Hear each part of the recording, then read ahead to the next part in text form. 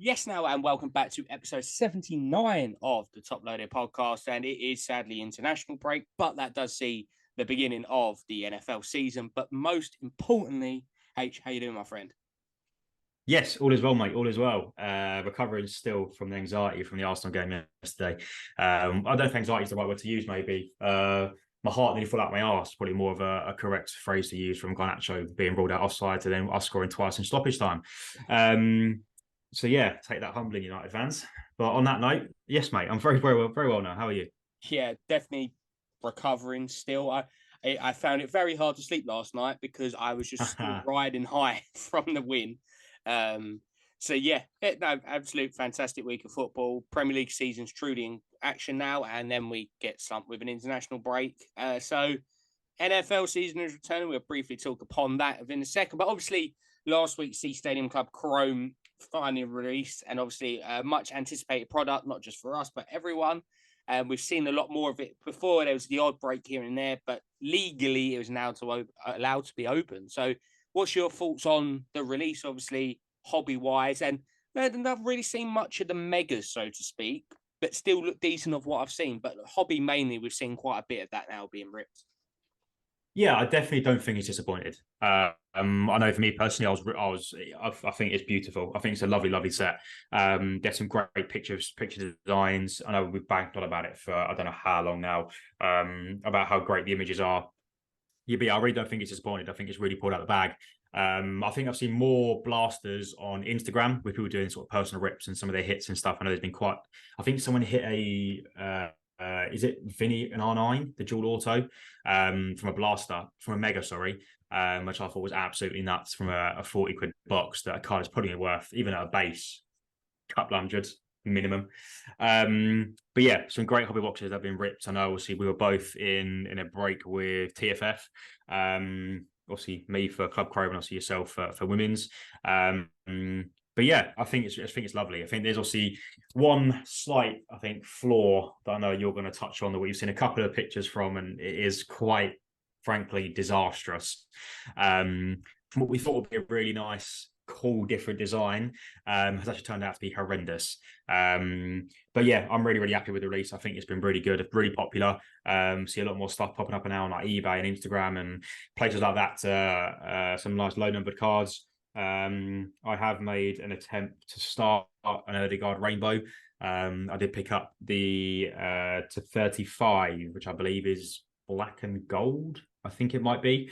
And then went through the checklist and saw different parallels and thought it's going to take me a long time. So I may go for the to 50 and under to start with. But again, there are some nice high numbered parallels that do look really nice. So yeah, I think should we touch on the disaster point of Club Chrome? Yeah, I think to be fair, this subset within it, I think the base and the one of one are spectacular. I really like the design. It's more like a Polaroid shot kind of thing. It's called behind the lens, but the parallels, rather than going with like the white of the Polaroid being the color scheme, which would have looked great, I think, like the borders being a red, a black, a green, a pink. They've gone with the actual image being completely flipped color scheme wise, and some of them are dreadful. And no doubt people have seen it out there. Our good friends over at Trade We have pulled a couple of Ansu Fatis to 25, and they're like it's like black and white sepia effect, and it is generally terrifying, some of these pictures, because how they're completely flipped. You lose all features. So it's all white, and then their eyes just stick out in black, and then it's just Yeah. I can't, like, someone at Tops has gone, yeah, this is actually looking really nice, and this is a really good card set, and I can't see it personally. Thankfully, I've come from a graphic design perspective, so I'm kind of trying to work it out what they like it, but I just feel like they've missed an easy trick of, if the Polaroid was a different color for the parallels, I think it would have been one of the best inserts ever, because I really like the look of it. Shame that the two Arsenal autos are not in behind the lens. But you've got some really nice, the Haaland, the Grealish that I've seen a lot of, obviously Ansu Fati, Mukhailo Mudryk. Fantastic looking cards in base and one of one super fractors.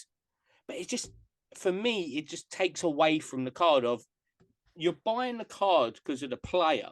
But if you can't work out who the player is or barely recognizable, well, why would you buy the card? The most clear thing on it's the auto then, and you're just buying it for an auto and a piece of card. So for me, it's a bit of a letdown, but on a whole, fantastic release. Yeah, definitely. I think it almost looks like someone in Tops has accidentally messed around with the effects or the filters and just completely put in a really random filter and gone, yeah, that looks cool. Stick that out there. So yeah, I think that's the only potential downside to the Club Code release was just the monstrosity that is from the through the lens. But all in all, though, I think yeah, it's a fantastic release. We've seen some big hitters already. I know the Vinny and R9 dual auto 101's been pulled already.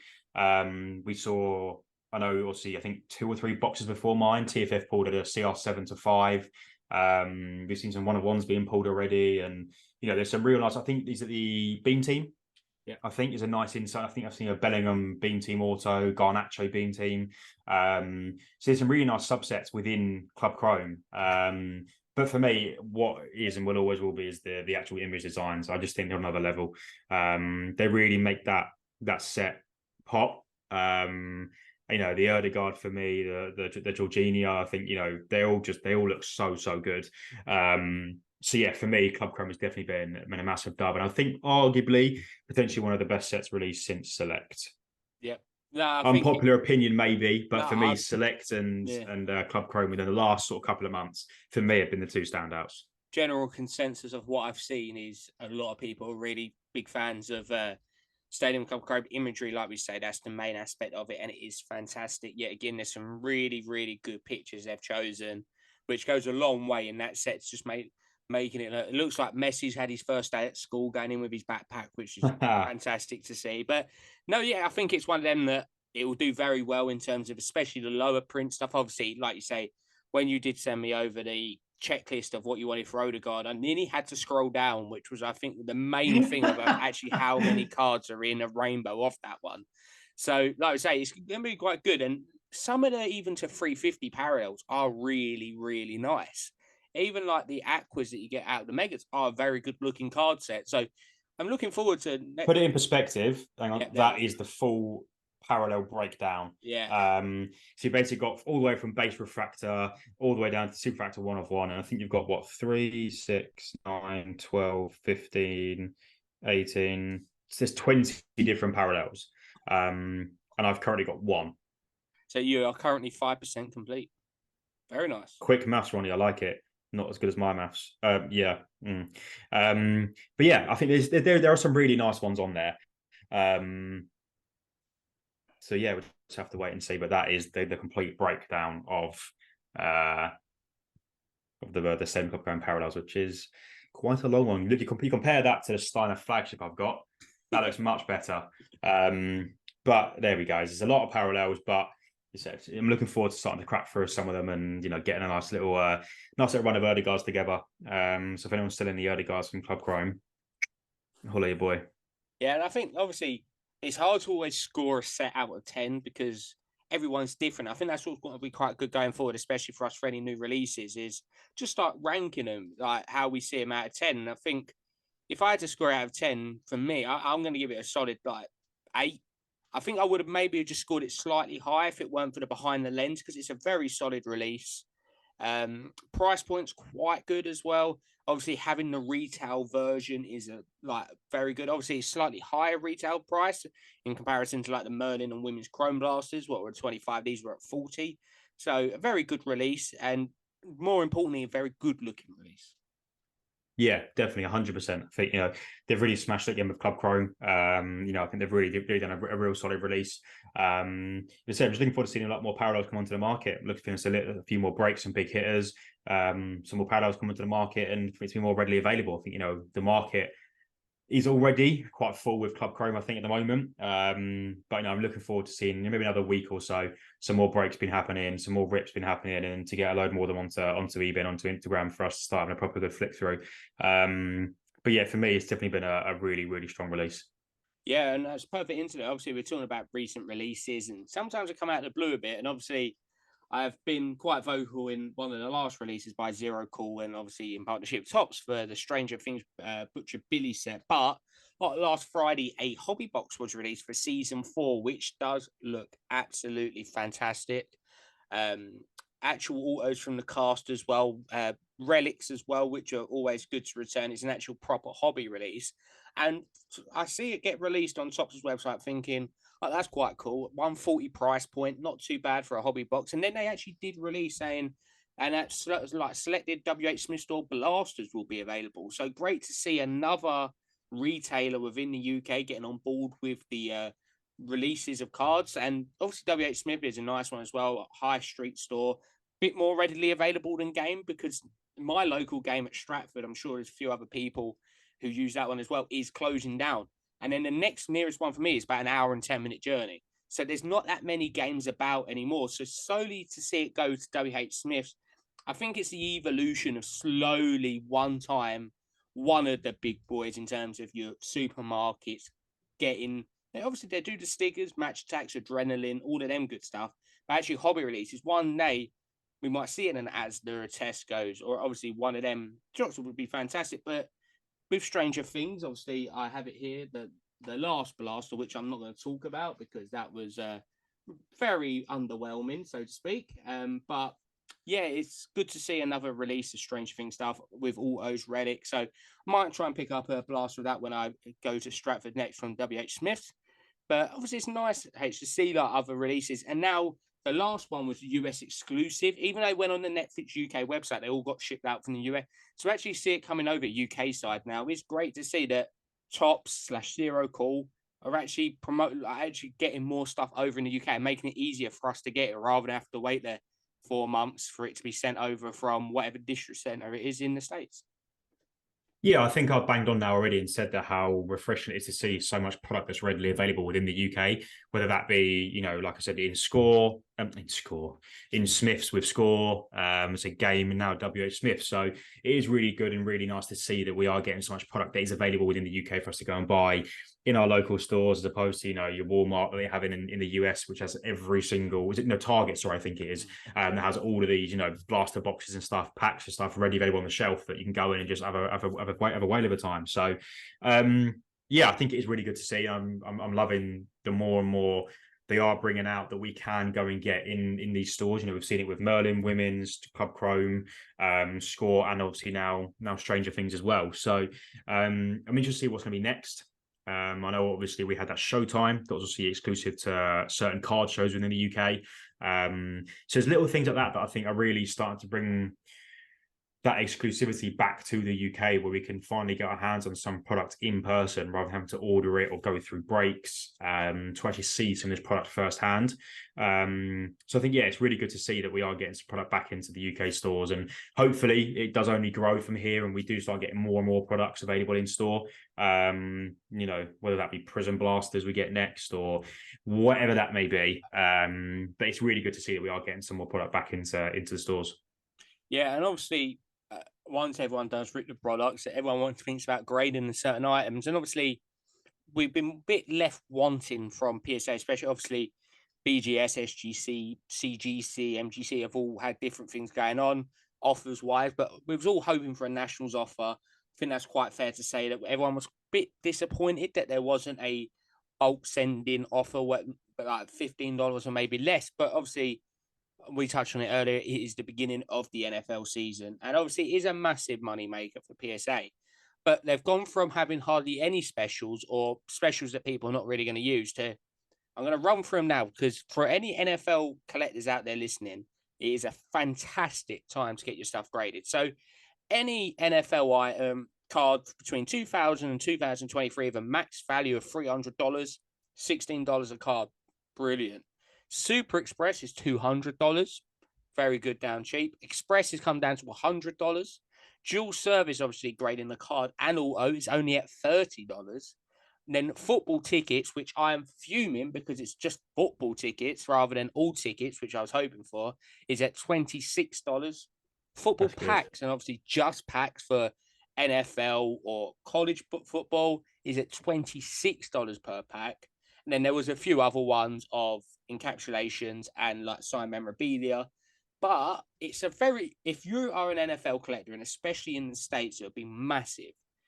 I'm just left wanting a bit now that, okay, we know you're an American company and NFL is massive. No doubt we'll see something similar for the MLB is going on at the moment, but the NBA when it restarts, NHL. but they've missed such a big trick of, they say like the soccer thing, they want to get more cards in or tickets or packs. They do this massive, beautiful offer for NFL. But how nice would it have been, even if we're not asking for all the same? Why not soccer cards for the beginning of the Premier League, like football season style, Women's World Cup? Why not have that at 16? It's just a bit frustrating. I know how big the NFL market is, but how nice would it have been to have some sort of soccer one? And I don't even think we really have much for the World Cup either. So obviously, that's not their market. I know that's not their money maker, but it's a great set of offers. And if they can offer it at that price on a special, they can do it for everything. That's how I see it. Yeah, definitely. I think, NFL obviously is the big money maker, and it does get a lot of attention. You go to the US specifically, and a lot of the cards you see out there are American sports specifically NFL. So it's no surprise they've done a PSA special for the opening of the new NFL season. However, it's just been interesting to see how much of a response they would have got doing the same thing for soccer. The amount of soccer tickets that people want graded. Packs maybe not so much, but I think the amount of tickets they could have got graded from opening doing like a soccer special, it's weird. I think they will always try and favour the US sports, and no surprise either. It is the most popular probably that goes through PSA of all the sports. But it would have been nice to get some form of soccer special for the opening of the Premier League, World Cup, whatever that may be. As I think the last one was probably the national last year, maybe was the last soccer special, or even a couple of months ago, I think it was with Vintage. But like I said, it is what it is. NFL is big money makers. There's no surprise they've done it for that. It'd just be nice to see a soccer special coming through at some point. Yeah, definitely. I think that's obviously, especially when it comes to like, tickets. Obviously, me and you both have different tickets. Obviously, we both have had tickets done at PSA in the past, but you don't really want to spend 40 quid getting a ticket graded. But when it comes down half the price, and obviously you got to be a member of the Collectors Club. But if it's at around the $26 mark, obviously with conversion rates, you roughly say 25 once you're building. I think that is a lot easier, especially for PC items. Like I feel at the moment that it's a good price PSA if you're going to resell, but it's not quite at the price yet for, I'm going to just slap some PC items. So it's getting close. Obviously, there is other options available. I think obviously now CSG and CGC have finally merged their grading enterprise into just CGC. Fantastic option. I think personally the best slabs on the market look fantastic.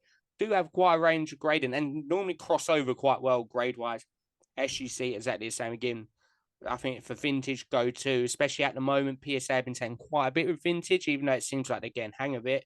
It's quite an interesting period for the grading because I think everyone listening to this podcast has got at least probably 10 to 15, potentially more cards or items they want to get graded. But if you're going to say you're going to grade 10 items and you're going to spend 200, near enough everyone is going to go, what cards could I buy for 200? And then you end up I've put off grading for about 18 months because I just keep buying.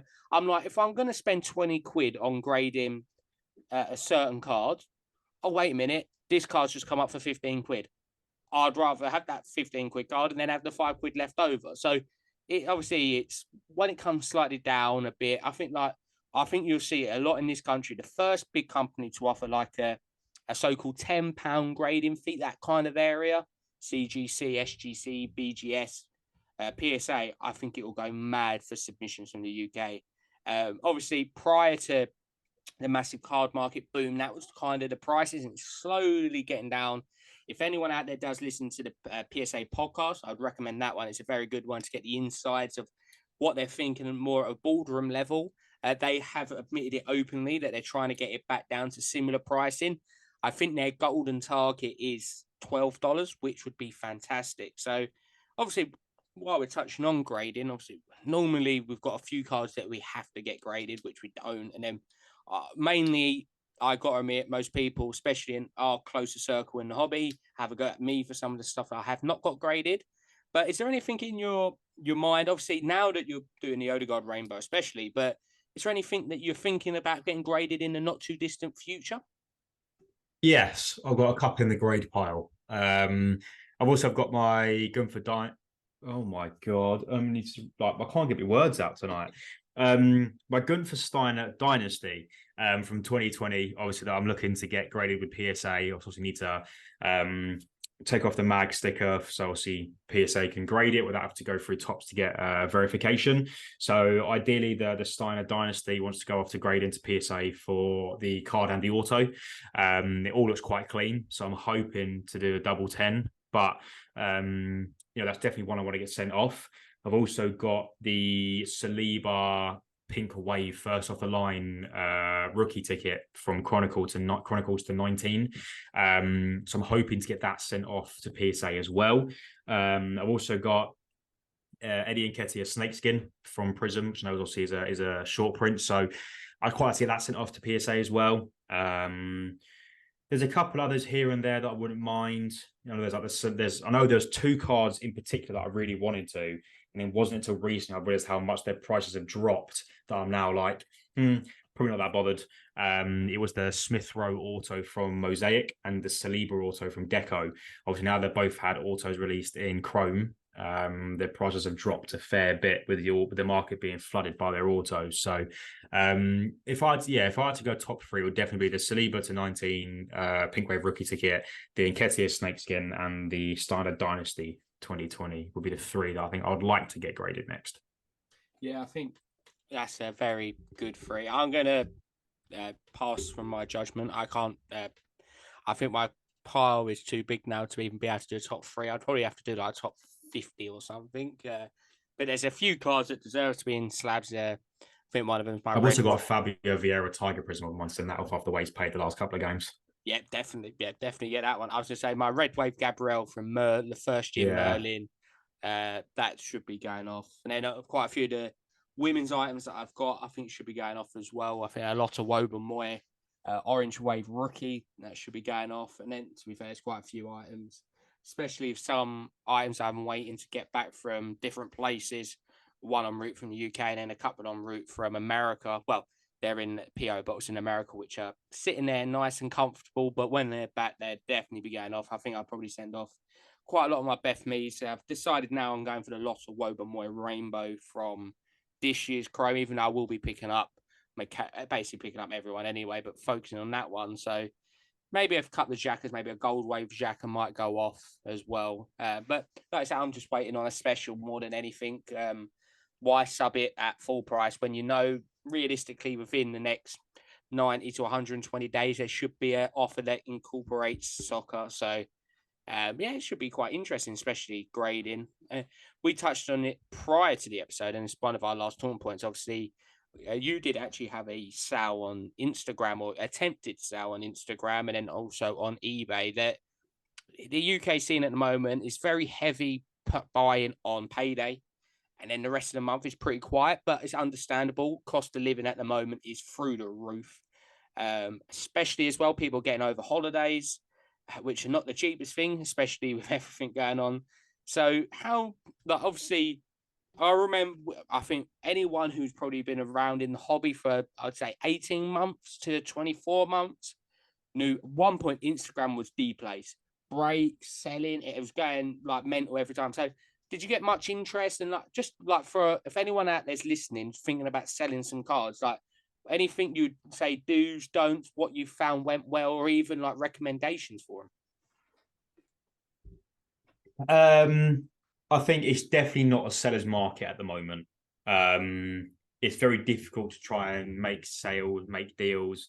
No one's really particular. I mean, I could be speaking just from my own experience within the last 48 hours since I did my story sale. It's not really a lot of interest. It could just be the cards I've got. Obviously, I know it's Arsenal, so it's quite a niche market. You narrow it down from the hobby to maybe 15-20% of your followers that are maybe Arsenal fans that would be interested in some of the cards I had up for sale. So I can't take it too much at face value purely because, again, it was just an Arsenal sale. So as if I had, like Bellingham, Vinny, I didn't have any of the hot rookies or the hot cards that people are buying into them, particularly Bellingham. So yeah, I think it was quite difficult. So you've got to be prepared to budge on your prices. People are going to beat you down, given the fact it's not particularly a seller's market at the moment. So people that are buying don't want to spend too much money, which again is completely understandable. I know everyone's in different places. People have the cash spare to buy cars. People are trying to sort of limit themselves. So be prepared to have some offers and be prepared to either come down on the price to make a deal happen. All I can say is always just price your cards and find comps. You know, if someone goes, "Oh, what's your price on it?" I don't know, send me an offer. No, you've listed the card up. What's your price on it? That's all I would particularly say. Otherwise, make sure it's organized. Don't have cards hidden everywhere and trying to like. I always like just having one card per story with a price on it, rather than having 4 or 5 cards in a picture and labeling them each individual pricing. It's easier, saves time. Don't get me wrong, but I just find it a bit easier sometimes just for people to see just having one card per post. Again, who's taking tips from me? I literally sold 2 cards from that story sale, so perhaps I'm doing it wrong. Yeah, and one of them that you didn't sell actually on the story sales ended up coming to me anyway. So yeah, so I sold 3 cards and one of which went to Ron. So yeah, don't take tips from me clearly because it don't work. Just for reference, I said I'm not buying any Arsenal men's cards at the moment, and 6 minutes later I said I'll take that one. That's how quickly my negotiation skills worked. If I had the time to edit, I would insert the clip from your YouTube challenge at the show about your negotiating. But if anyone wants to watch that, go check it out. Wasn't my. Do check out. I'll leave if I remember. I'll leave a link in it. If not, if you go over to H's YouTube channel, it's the video on there from the spending chat. Have a look at the first deal on it. It is a cracker. If there was a how not to negotiate guide, sadly that one would be in there. But the guy must be laughing. He's going, "Oh yeah, what's the price? 40. We do 35. We do 35 now. 40. All right, let's do 40 then." He must be like, "All right, sound." There's me looking like an absolute muppet over here. Like I can't negotiate to save my life. Yeah. So yeah, like I say, it's 101 of how not to do trades, how not to do a deal. Sorry. I was going to say, like you say as well, eBay, for what I've heard of, especially one of our good friends, El Toro Cards, is started doing a bit more buying and selling, which he's doing very well. So congratulations to him. I know he's vending at a certain show coming up, which is the perfect segment. And I've been practicing this all day, these segments. It's so seamless now after 79 episodes that we are very happy to announce that Martin from Card Sales, obviously the organizer and runner of the Southampton Card Show, will be joining us on episode 80 of the Top Load podcast next week, which would be a great one to speak to him about the sports-only card show that is coming at the end of September, which is actually not too far away now. It's weird to say end of September is only about 3 and a bit weeks away, but should be a good one next week, talking to Martin. And obviously, H, be interesting to hear from him about, obviously, we've had H on before, we've had Scotland Card Show on before, South Coast Card Show on before. So it's working for them all, but a sports only one, it's quite a new thing for the hobby. And it'd be great to hear from someone such experience within the hobby as well, how he's finding it all. Yeah, definitely. I think, Martin has got a fantastic head on him in terms of his knowledge within the hobby. So it's going to be interesting to see what sort of, obstacles he had to overcome, what sort of things he's found very difficult that he probably didn't thought he would have to, and what things he's found that have been quite simple. But yeah, definitely looking forward to getting him on and having a quick chat with him, sort of regarding how the show's going, how the preparations are, what we can expect. But as I said, he's got a wealth of knowledge on him around the hobby and the do's and don'ts. So no doubt the card show will be a massive success. So yeah, very much looking forward to having him on and having a good chat with him about all things Southampton Card Show. Yeah, like I say, we're really looking forward to recording that one. Obviously, it'll be out for you next Tuesday. Obviously, that is Tuesday, 12th of September. Somehow the middle of September already.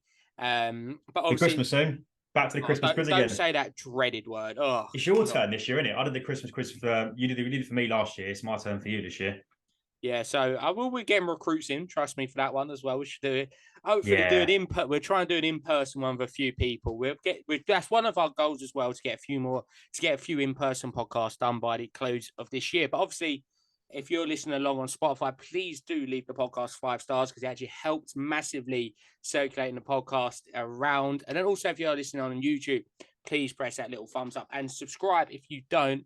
And also, either on Spotify, Instagram, wherever, let us know who you'd like to see come on interview. It can be a repeat offender and come back on, and we can grill them and see what's going on, or even new people that we'll try and reach out to, because I know there's quite a lot of people, obviously, always new people emerging within the hobby as well, which we'd love to talk to.